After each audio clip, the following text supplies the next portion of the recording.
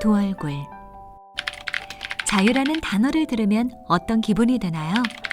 왠지 기분이 좋아지고 무엇이든 할 수 있을 것 같은 분위기가 느껴지는 말인 것 같습니다. 그런데 자유에 두 가지 얼굴이 있다는 사실 알고 계셨나요? 우리는 개개인의 만족과 행복을 위해서 다양한 선택을 하며 살아갑니다. 그리고 그 선택의 자유는 크게 두 가지, 소극적 자유와 적극적 자유로 나눌 수 있습니다. 먼저 외부의 속박에서 벗어나 자기 마음대로 행동하는 상태를 소극적 자유라고 합니다. 그런데 그 자유를 꼭 나만을 위해서만 써야 할까요? 우리 사회는 나 혼자 사는 것이 아니라 모두가 더불어 살고 있습니다.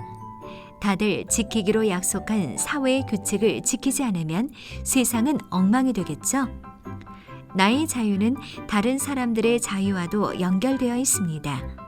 나는 내 자유를 누림으로써 다른 사람의 자유를 침해할 수도 있고 반대로 도와줄 수도 있죠.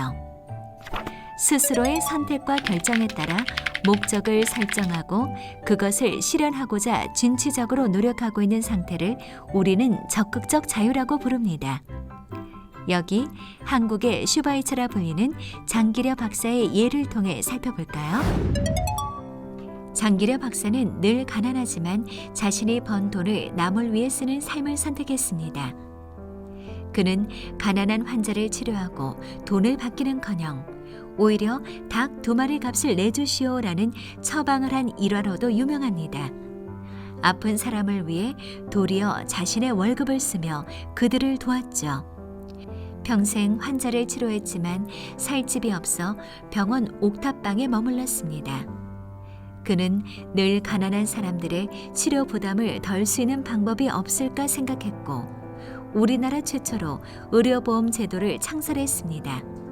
그 덕에 오늘날까지 많은 사람들이 경제적 부담을 덜고 치료를 받을 수 있게 되었지요. 타인을 위해 힘썼으니 자신을 위한 특권을 누릴 만한 자격이 충분할 것 같지만 그는 그렇게 하지 않았습니다. 6.25 당시에 가족과 떨어지게 되어 이후 45년간 혼자 살았던 장기려 박사에게 가족을 만날 수 있는 기회가 찾아왔습니다.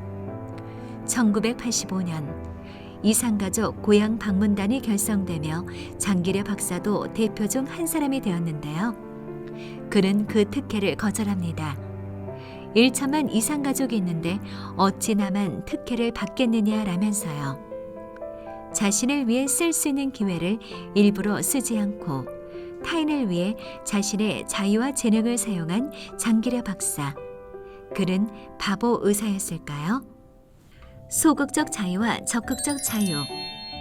소극적 자유와 적극적 자유. 어느 한쪽만이 중요하다고 할 수는 없습니다. 개인의 자유만 강조하다 보면 타인의 자유를 침해할 수 있고 적극적 자유만 강조하다 보면 개인의 자유를 구속할 위험이 있기 때문이죠. 중요한 것은 소극적 자유와 적극적 자유가 적절히 조화를 이루어야 진정한 자유가 실현될 수 있다는 점입니다. 내가 선택하는 자유의 두 얼굴. 여러분은 어떤 자유를 실천하고 싶은가요?